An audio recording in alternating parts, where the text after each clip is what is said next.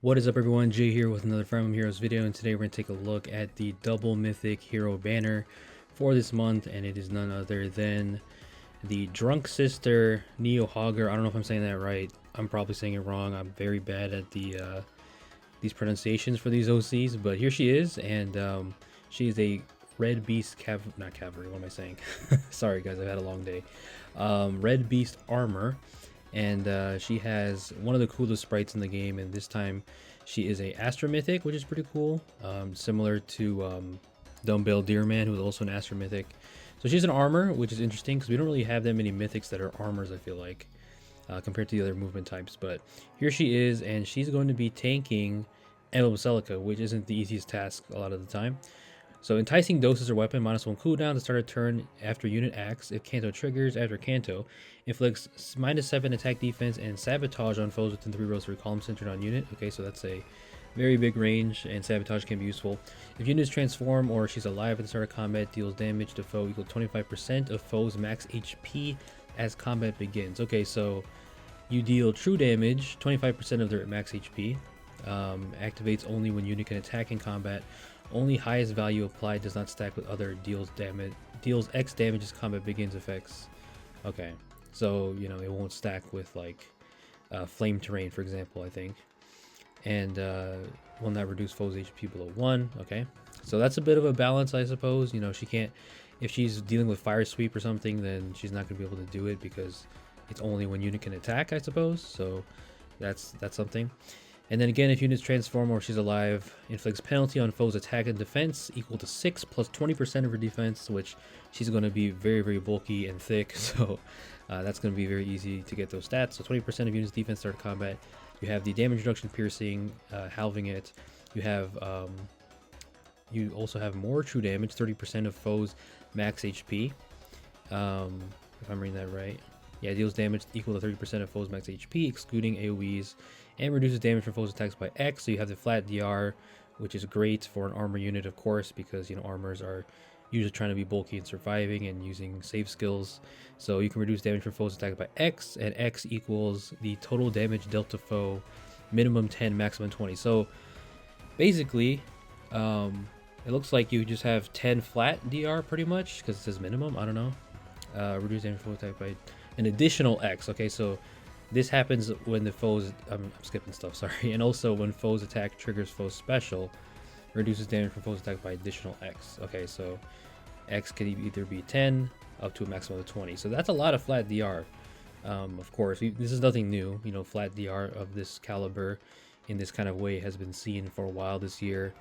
You know, a lot of units getting refines and a lot of units that come with this. So as an armor, this is very useful because not every armor can get that flat DR, you know, outside of like specials and stuff.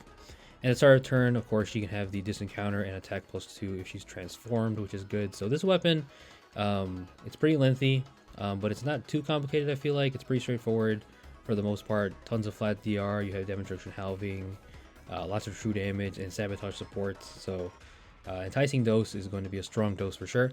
Sturdy beast is her special. We've seen this before. I think we saw this on what? We saw that on Asker. Last Asker alt, I think. Divine Toxin is her A skill, so this is what is going to make her unique. So if unit can transform, transformation effects gain if unit is within 2 spaces of a beast or dragon, or if number of adjacent allies other than beast or dragon is less than or equal to 2 as a trigger condition. So the transformation is going to be a lot easier. And then if defending an Aether raids at the start of enemy turn 1, if conditions are transforming are met, unit transforms. At the start of player phase or enemy phase grants dosage. Okay, so this is a new thing to her because she's drunk all the time, which is still a crazy character trait. But yeah, grants dosage to unit and allies within 2 spaces for 1 turn. So dosage, let's read this real quick. Grants +5 to all your stats and restores 10 HP to unit after combat. Okay, that's pretty simple. But then when foe triggers, grant bonus effect active on foe. Grants the bonus effects active on foe and neutralizes any bonus active on foe effects from skills like Essence Drain on unit with this status active, prevents those effects on unit and other targets, and neutralizes any bonus effect active on that foe. Oh, so she stops Essence Drain, it looks like. Yeah, because it says effects from skills such as Essence Drain on unit with this status active, prevents those effects on unit and other targets, and neutralizes any bonus effects active on that foe. Does not neutralize bonus effects applied at the same time. Okay, so She neutralizes bonus statuses on the foe, you know, the active statuses, and then also can stop the bonuses on her and her allies, it looks like, I think. Yeah. When a foe triggers, grants bonus effect active on foe. Yeah. Maximum skills such as drain active prevents those effects. So yeah, she just stops that from happening on herself and her targets, which is huge because, you know, Nurgle has been a menace for a long time, you know, since he's released, and Essence Drain is super good to just stop all those things. And, you know, there's like Thief Staff and things that can steal your status effects, which are very important, you know, because some units, they rely on those to really get the most out of them. And Essence Drain is a huge threat, so with this, the fact that she can just pretty much shrug that off is huge, while being an armor that can protect her teammates. So dosage is strong. I thought it was just going to be the stats and the healing, but it's much more than that. So basically, she's cleansing them of whatever negative status it looks like, and any bonus that's on the foe, I think. Yeah, pretty much, if I'm reading that right. So Divine Toxin, it's a toxin, but it's really healing you and your allies, you know, healing hands, I suppose. So that is really strong. You don't have to worry about Nurgle as much. I mean, still he's going to hit hard, but Essence Drain is one less, you know, it's one less thing you have to worry about, I suppose. So Divine Toxin, huge. And then you have Slick Fighter 4. It was about time we got a Slick Fighter 4. It's been a while. So if foe initiates combat, or if units, if they're alive at start of combat, inflicts -5 attack on the foe and deals +X damage. So you have the flat damage output equal to 20% of units' defense, excluding AoEs, and reduces damage for foes attacked by X. And also you make guaranteed follow-up attack and neutralize penalties on units during combat. So this is huge because this gives you flat damage and flat DR, which again is pretty much wanted on any kind of unit, especially tank units that want to survive. So Slick Fighter 4 is really good, I think. You know, Shield Fighter is still there. Shield Fighter is the best fighter skill right now, but this is definitely going to give it some competition, I feel like, because you have, I mean, obviously you have to have high defense, but most armor units do. So you have that true damage, and then you also have the flat damage by X, which is 20% of your defense. So might not seem by that much, you know, it's not going to be the craziest amount, I suppose, but still 20% of your defense, I can't talk, can be very high. And I feel like they had to do this for Slick Fighter 4 because, again, we have stuff like Shield Fighter that's going to be, you know, up there in the competition. So they really had to up the ante for the Fighter 4 skill for the Slick version. So I like that. And definitely with, you know, her playstyle, she already has a ton of this flat DR. So you stack that on top with her massive defense stat, it's going to be crazy. So this could be really good on like Marnie. You know, Marnie likes Shield Fighter, but you can also use this to get even more flat DR that she already has in her weapon, so that's amazing. Slick Fighter 4 is going to be very slick to have for sure, and then or at least something to consider. And then you have Attack Defense Twin Far Save. We've seen, you know, the Twin Far Save versions already, and this is the Attack and Defense version. So Drunk Sister here is coming in hot, literally. I'm sorry guys, I'm a little bit of a simp for her. I really like her design. It's crazy, it's insane. I just don't really like the you know, the drunkenness aspect of her character. But look at her eating up Celica's hits. Warp Ragnarok is doing nothing. She's probably just going to take like 2 damage from this, maybe. Yeah, 11. I mean, that's tons of damage reduction. And then Sturdy Beast Retaliation smacks her with the tail. That's a funny ass animation. And then she cleanses her teammates. And then Essence Drain, I suppose, won't be active because the dose is going to hit him. And Nurgle is not going to do as much. So this is huge. She's going to be, honestly, I feel like she's going to be one of the best mythics, simply because of her ability to support her teammates with the cleansing, you know, the toxin cleansing, I suppose, and then just being one of the bulkiest units in the game. And, you know, we do have a lot of bulky units, and, you know, we have a lot of good armors, but she is going to be kind of in a class of her own, I feel like, when it comes to, you know, far save tanking or near save tanking, I suppose. So next up is her dad, the Tree Man. I'm not going to try and say his name either. Lareor, I don't know how to say it, guys. I'm sorry if I'm butchering it. But yeah, he is of course the main antagonist of the last book, and he is a armor unit as well, but he's a colorless beast, and he is a dark mythic. And fighting him, if you fought him in the story maps, he's pretty annoying because he has the assigned decoy thing. So let's see if he still has that. Yeah, it looks like he does. So Quieting Branch, -1 cooldown at start of turn. If he's alive, grants or inflicts defense res -7, panic sabotage on closest foes and any foe within 2 spaces of foes, which is very annoying, especially as a attuned Seeta user. You know, panic kind of ruins her sometimes. So inflicts 3 kind of stats or debuffs, should I say, on them, negative statuses, on those foes, and inflicts a Sign Decoy and status preventing counterattacks. So a Sign Decoy is usually for you. You use it, but in this case, he's inflicting that on you. So that's not good because you have a unit that's within 2 spaces. They're going to act like a savior unit, and a lot of the time they're going to be very frail, and they won't be able to take hits, and also they can't counterattack. I mean, yeah, they can use no counter disrupt, but most of the time when you're supporting a tank, you know, they're going to be surrounded with units that aren't supposed to take those hits. So a Sign Decoy pretty much forces those supportive units to take the hits, which is crazy. It's going to be very annoying in the light season because I Omni tank with the Tunsita, and she is, you know, the Omni tank that relies on buffs and having her allies within 2 spaces, you know, to get the most out of her weapon and her B skill. So yeah, a Sign Decoy is going to be really annoying. And then she does have, you know, no counter disrupt, but she's not taking the hit. It's the other allies because they're going to be taking the hit for the Sign Decoy. So it's pretty crazy. So that's going to be on the foes with the lowest defense. So unlike when you use it, you know, with Brave Soren, it's going to be the unit with the highest defense. But of course here, you know, Tree Man's using it against you. So whatever unit that has lowest defense is going to take that hit. Yeah, so let's see. With lowest defense with range equals 1, and foes with the lowest defense with range equals 2 among closest foes, and any foe within 2 spaces of those foes through their next action. So yeah, this is going to be really annoying to deal with because, you know, you won't be able to tank, especially if you're using an Omni tank, because Omni tanks like Emblem Mike, Attune Sita, etc. You know, they want to have units like Sedith to support them, Attune Micaiah with like Breath of Life, for example. But in this case, you know, they're just going to be able to be sniped out from the backline, usually where they're hiding, and then a Sign Decoy is going to screw them over. So this is going to be really annoying. I'm not looking forward to fighting him. And the start of combat, he's alive, inflicts penalty on foes attack defense, 20% of units res at the start of combat plus 6. Has the special cooldown count -2 jump before the foe's first attack. Okay, not just -1, he has the -2. Reduces damage from foes attacks by 20% of units res. So he's more res based compared to his daughter, who is defensive. You know, for melee tanking up close. So yeah, he has the flat DR, 20% of his res, kind of like Brave Tiki's Refine. And also foes attack triggers foes special, reduces damage from foes attacks by 20% of you. So you have even more of the flat res damage reduction, and then you also have 7 HP healing, and then of course the DC and the attack +2. Armored Flow to give you even more damage reduction, and also boosting your res damage output. So these 2 mythics are just going to be so bulky and annoying. They have so much damage reduction. It's crazy. Attack Res Fortune. We saw the attack speed version, I think, on one of the recent banners. So we have the res version. And then we have Yggdrasil's Altar. So this is his B skill. Thankfully, it's not as long, but this is going to be crazy probably. At start of player phase or enemy phase, inflicts Discord and attack -7 and defense -7 on foes that are within 2 spaces of another foe through their next actions. Discord can be really annoying, especially if you're packing your team close together. Inflicts penalty on foes attack defense during combat equal to the number of foes on the map with the Discord effect active. Wow. So that is going to be ×3 + 5, maximum 14. So you can get up to -14 attack defense, which is a lot. You know, 14 is not like, obviously we've seen that before, but on top of his weapon already doing a lot of stuff, this is even more. And you deal damage, 20% of his res, so he has the true damage based on res, excluding AoEs. It makes a guaranteed follow-up attack because he's going to be slow probably.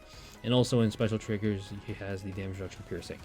So that is his B skill. It may not seem like the craziest thing, but it's still going to make him very hard to kill because he's going to debuff your attack and debuff your defense. It's going to be just super annoying to take him out because he already has so much, a flat DR and everything. And then we have Barricade as the C skill. This looks like it's going to be inheritable. It looks like Disengard, kind of, I think. Similar to Disengard, but we have the Barricade version. So this is inheritable, looks like, I think. Yeah, I think they posted the skill restriction inheritance, which it's a nice thing they've been starting to do on the Twitter page. So I'll post that probably here somewhere. But yeah, Barricade is going to allow you to have anti-warp. So foes with range equals 1 cannot warp into spaces within 3 spaces of unit, and foes with range equals 2 cannot warp into spaces within 4 spaces of unit.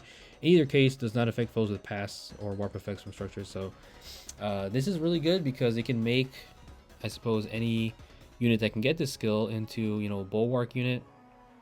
And sometimes you can't afford to run bulwark or spiked wall in your B slot. You know, in the case of Tree Man here, he can't because he has the B skill. So Barricade is going to be useful for those kind of builds if you really want to have the bulwark effect, which is very useful nowadays with, you know, Celic Ring going around and a lot of warping, because warping is just one of the biggest parts of the metagame. So barricade can really help you. Units that obviously have this built in or whatever, or you want to use spike wall, you can afford to not run this skill, obviously. So it's a trade-off, of course, but this is a cool option for sure. And actually, I completely forget the rest of it. I thought that was it, my bad. Grants defense res +4 to allies with 3 spaces of unit. And you also neutralize the penalties. Okay, so there's more to that, more to it. And then if units within 3 spaces of an ally, grants defense res +4 to unit. And you also neutralize units' penalties to defense and res during combat. So you give it to yourself. So yeah, it's like distant guard. Yeah, pretty much. It's like a better distant guard. Because, I mean, the tier 4 distant guard wasn't really the best. So this is cool that it has the anti-warp as well, and you also have penalty neutralization, so that is cool. The only downside to it, I suppose, is, you know, it's not good when you're using unity skills, but barricade is overall going to be worth it for this kind of builds. So is chaos and forces foes to low defense to take his hits. Yeah, so here he is, quite new branch. Robin's going to try and flare him and probably going to do like 3 damage or something. 18, okay, more than I thought. But you know, Hush Spectrum's going to come in, but then he has a special jump. So his special will be ready. The flare is going to come in. He lives with 1, and then he can retaliate with armor flow. So, you know, again, I'm not going to try to pronounce his name, but Tree Man here is also no slouch for sure. A sign decoy thing is going to be so annoying, man. Like I said with the Toon Seed, it's going to break my heart because I always partner her with, you know, a unit like Sedith or, you know, a Toon Peony or some other dancer. But now with the sign decoy thing, you have to think twice. And you can't really place her in the same spots because she has to have, you know, within 2 spaces with her for her to be at her peak potential. So with Tree Man here, he has a bit of an unfortunate synergy with other Dark Mythics. The 2 in particular are going to be Loki and Embla. So his whole thing with the assigned decoy, it's really not going to work if you use them in the same season together on defense, because it's whatever he's doing, it's negated by them. So Embla, as you guys might know, stops save skills, and what Tree Man's trying to do is he's trying to cause other units to become save skills so they just die, right? But it's not going to work if Embla just negates the savior skill, because, you know, she has the severance skill. So you know, he's going to try and sign decoy, but then Embla can just negate it, and then it's not going to work. So that's bad synergy. And then for Loki, who is much more common than Embla nowadays, you know, you see her a lot, a good amount.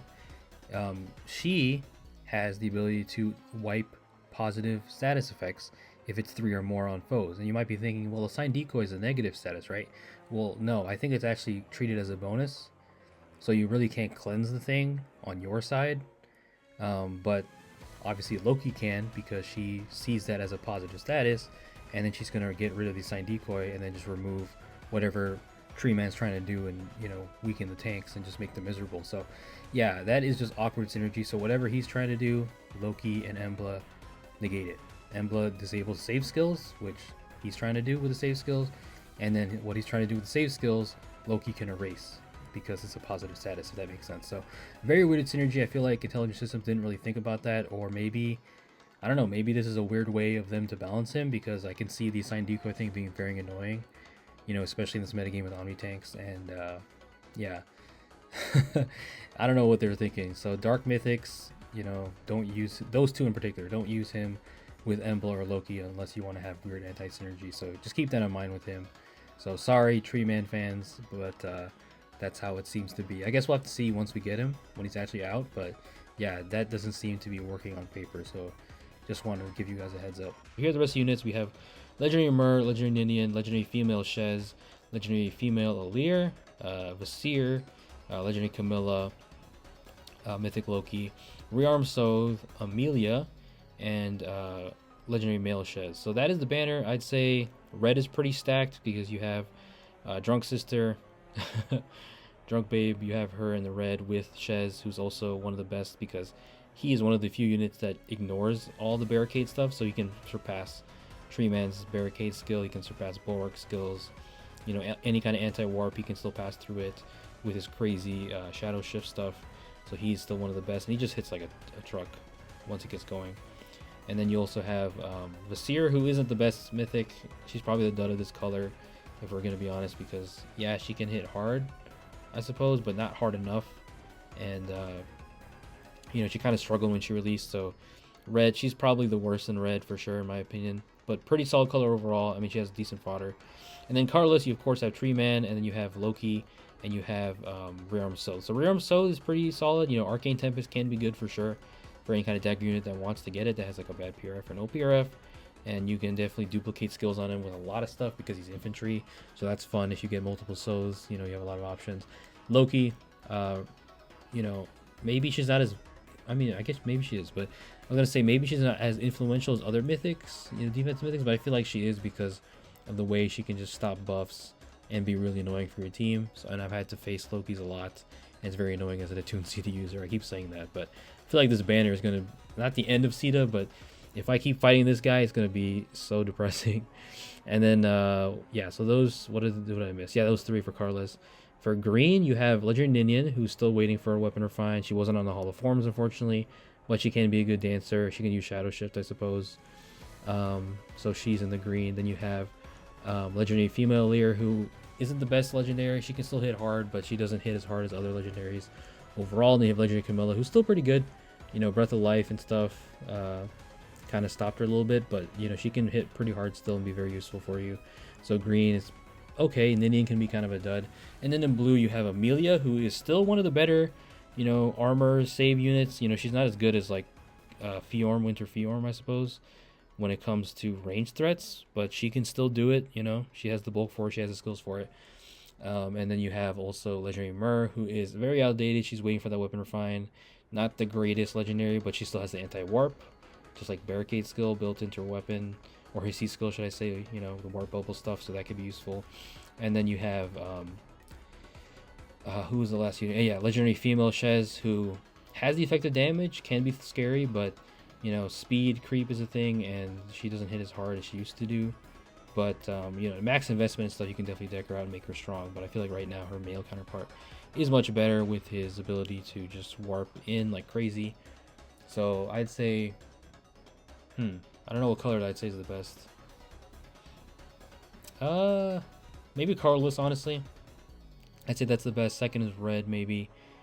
Third is going to be green, and then last would be blue for me, I'd say. Yeah, because Shez and Myr are kind of outdated. Female Shez and Legendary Myr a little bit outdated, so they're waiting to get upgraded, but Amelia can be solid. You know, she has Clever Fighter, which can be useful. But yeah, enough of my rambling. That is the video, guys. Let me know what you think down below. I might make a summoning video, honestly, because you guys saw my last summoning video when I went for Tamara, or Halloween Tamara.